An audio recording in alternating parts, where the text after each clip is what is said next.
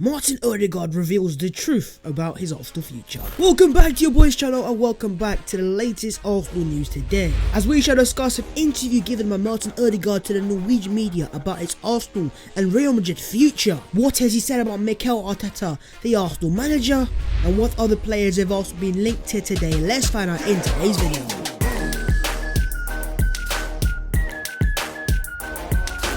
Yo, what is going on, guys? My name is Babs14 and welcome back to your boys channel. Quickly before we get into the video, it's almost time to go over it and show some love. Smash it a like, subscribe to the channel if you are new, and let me know your thoughts in the comments. And without any further ado, here is the latest Arsenal news today. Let's go.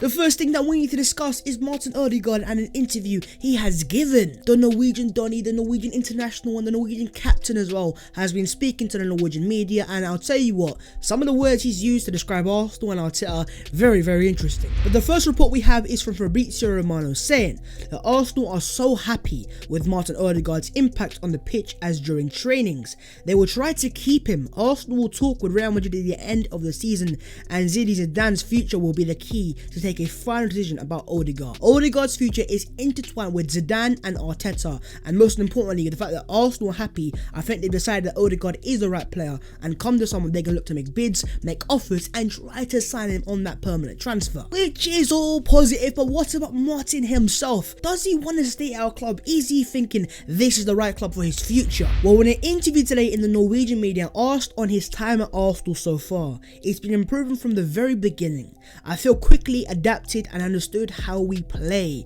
I liked match fitness and self-confidence. The more games I've played, the better I've become. It's a rising curve. And so he admits himself, coming into the Arsenal team, he wasn't in the best place, but since then, he's grown game by game, gotten better, and his entire influence on the team has just grown in general. So he clearly feels happy at Arsenal, but what about his long-term future? Well, when he was asked about that, he said, haven't thought about it. What will happen in the summer? Deal with Arsenal until the end of the season. We'll see what happens this summer. I've said things before that I see and I stand for. Stability and development are key words. Development, stability, Arteta, Arsenal, project, Odegaard. What are you waiting for? Sign that contract, say quarter, stay at Arsenal. Listen, because this is the place for you, in my opinion. I know that at Real Madrid that you have the potential to play at a super club. For Arsenal, we're not a small club, we are a big club as well. And while we're not at the level of Real Madrid, what are Real Madrid offering you that Arsenal aren't right now? And that is first team minutes consistently, and also the centerpiece of our project. At Real Madrid, you can go there, you can do bits, and I understand exactly why you'd want to go back there. But them fans there, they're not always the most grateful. I've seen certain Real Madrid fans in the past calling out Cristiano Ronaldo. So if CR7 is getting called out, listen Martin, you know what I mean, you get what I'm trying to say, you know, just sign that thing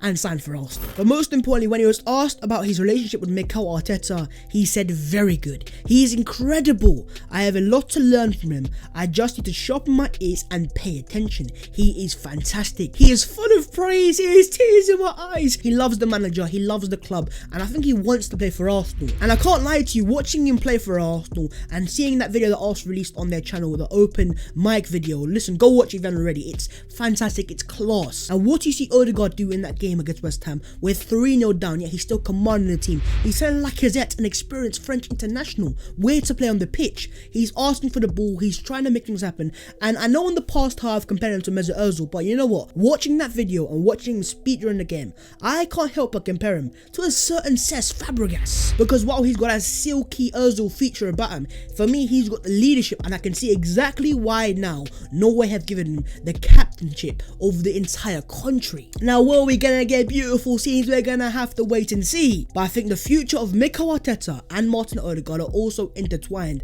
I think Odegaard understands Arteta, and Arteta most importantly understands what Odegaard needs. From his first interview to the most recent interview, all things are positive and they're pointing in the right direction. We'll see how things develop. We're talking about his current permanent employees, Real Madrid. Them man have been making a few moves, and according to a very reliable La Liga source, they have claimed today that Real Madrid are considering signing Harry Kane as a third option in case negotiations with Mbappe and Haaland, the main priorities break down. Now you know what there, if Spurs lose Kane and we get Ødegaard in return, because of course Real Madrid are going to need money to put on the table, and to get that they're going to need to sell Ødegaard first. But in essence, once again, what that has confirmed to me is Real Madrid are gonna make a massive move this summer. Haaland Mbappe, Kane. These are all men that are going to cost well over £100 million, and of course with the whole COVID pandemic and the crisis financially, they're gonna need to sell players. And in even more funny news, and Arsenal fans are gonna love this, Spurs legend Gareth Bale was said today, the main reason I came to Spurs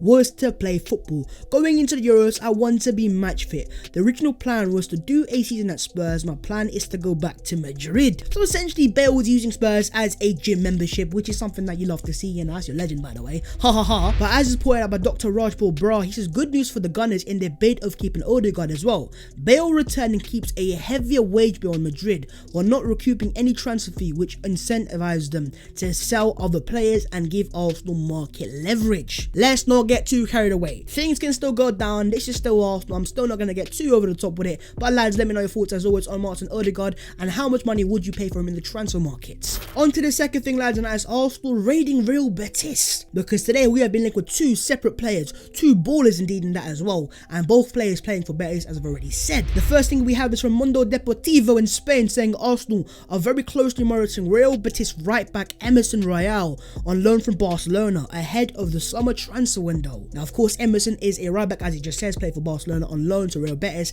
and he has been balling out this season. And the report has further added the future Emerson is currently a mystery because at FC Barcelona, which is one who has the upper hand, Serginho Dest is excelling. So if Barcelona sell Emerson this summer, 50% of the income will go to Real Betis. Well, I don't know how much it cost then, but I do know one thing, and that he is a baller right back, and for me he'd be an upgrade Hector Bellerin straight away. But once again, it does confirm that Arsenal are looking at right backs, and as has been confirmed by Fabrizio Romano in the past as well, Arsenal have got a list of targets. But the question for you guys is, what right back do you want to see Arsenal sign? Is it Lamptey? Is it Hakimi? Is it, of course, man like Emerson? Or is it someone else that you like instead? Or are you going to back Hakimi? Which I'm not going to do, but are you going to do that? Let me know your thoughts down below in the comments. But as I've already said, we're talking a Real Betis raid. And again, Mundo Deportivo say Arsenal intend to push hard this summer to sign Argentine midfielder Guido Rodriguez. Arsenal have been following him very closely for many months. Guido Rodriguez, who's this Donny then, eh? Jokes aside, I don't really know who this player is. I'm not going to say I'm an expert on him, but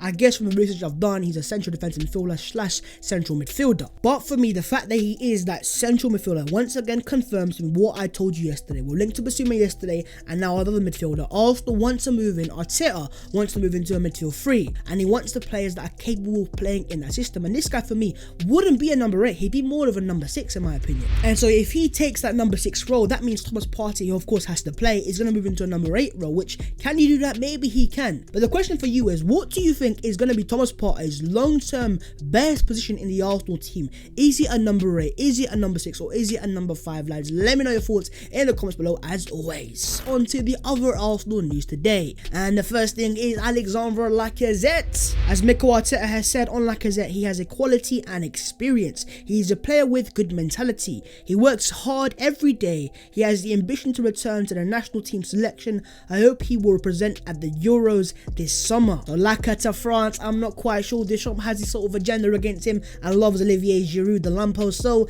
I ain't sure about that. But the question for everyone is now, was Lacazette's increase in form? He's our top scorer in the Premier League. He's got 11 Premier League goals. What do we do with him in the summer? Because the thing for me is, I'm looking in the market right now.